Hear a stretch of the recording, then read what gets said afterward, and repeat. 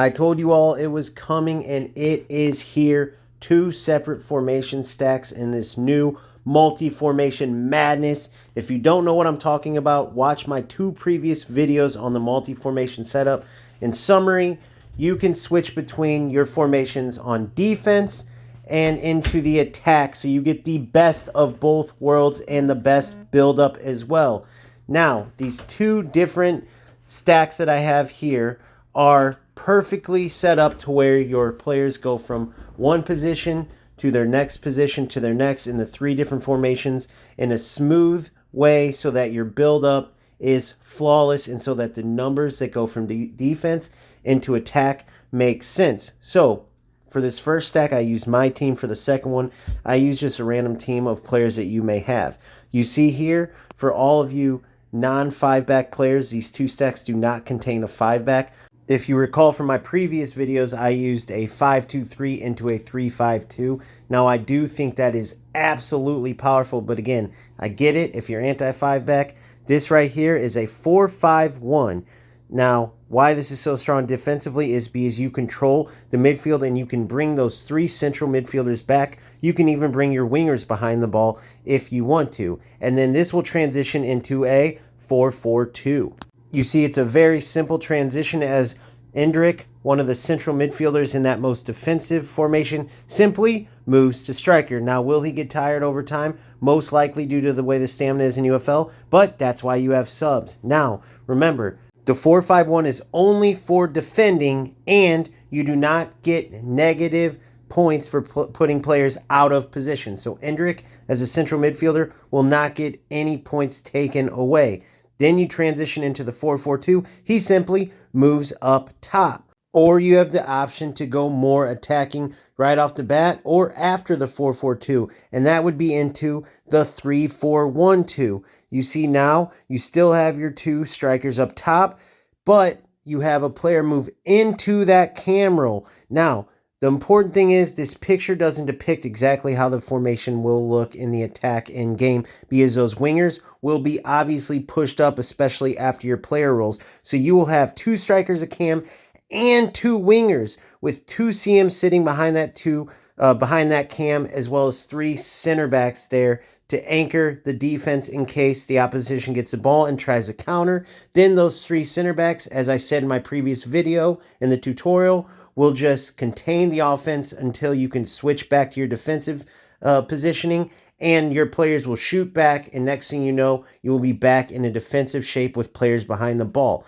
But you can see in your mind how powerful this is. Just imagine those two wingers pushed up, so you have width from the wingers as well as a cam and two strikers forming a triangle in that central area.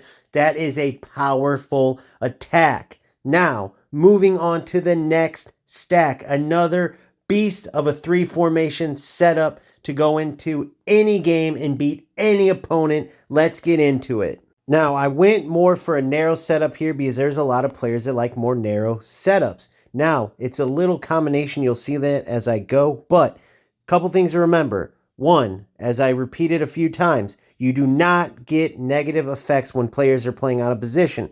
So Mbappe and Messi can play cam, but Mbappe will not get a negative effect for playing cam. This is a 4-2-3-1 narrow. This will be your most defensive formation in this stack. Now, this will transition into the 4-3-3 attack. This is where it kind of changes, and you get wingers now. But that little bit of change will throw off the defense big time, and that's just from defense into your balance formation. You still got even more attacking than this, but you see here it's a smooth transition going from that 4-2-3-1 narrow into that 4-3-3 attack, and it takes you from a more narrow setup defensively into the build-up. You'll be more narrow and spread out wide from there. As your players are shooting up and you're gaining width into the most dangerous area, then you create your chance. It's a brilliant setup, and you still have the 3-4-2-1 in your most attacking setup.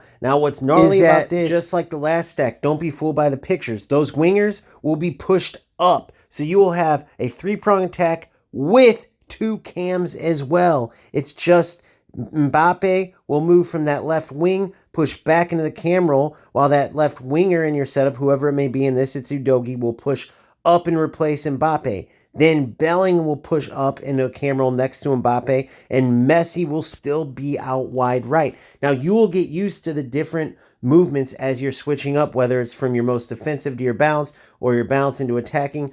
Whatever it is, you will get used to that different movement, but guess who won't? Your opponent. They won't know what hit them as you're switching these formations up, and different games will call for different setups, different types of transitions, but you have a solid defensive setup all the way into a super solid attacking setup. Really, two solid attacking setups. Then nothing says you can't just use one formation either. Maybe a game calls for just the 4-2-3-1 narrow. Let's just say, and you keep your most defensive setup the whole game. So be it. But having this option and learning to transition as you're in game going from defense to attack will absolutely help you, especially in this meta where so many players are stacking players in the box and just looking to counter and get that one or two shots that could win them the game, even though you've been peppering them. Take advantage of an all-out attack while still having numbers behind the ball. You cannot beat the multi-formation meta. It will win you games that you otherwise wouldn't have won. How many games do you go into where you're just dominating opponent, but you cannot break down all those players defensively if you just had a few more players in attack? This gives you that opportunity while also not sacrificing defensively. How many times have you gone in and you're so frustrated that you push up and go all out attack, and then you get caught lacking defensively when the opponent finally counterattacks, and then you lose the game 1-0? No more of that. You will have numbers in the backfield. You will have numbers in the attack. Your opponent will not know what hit them.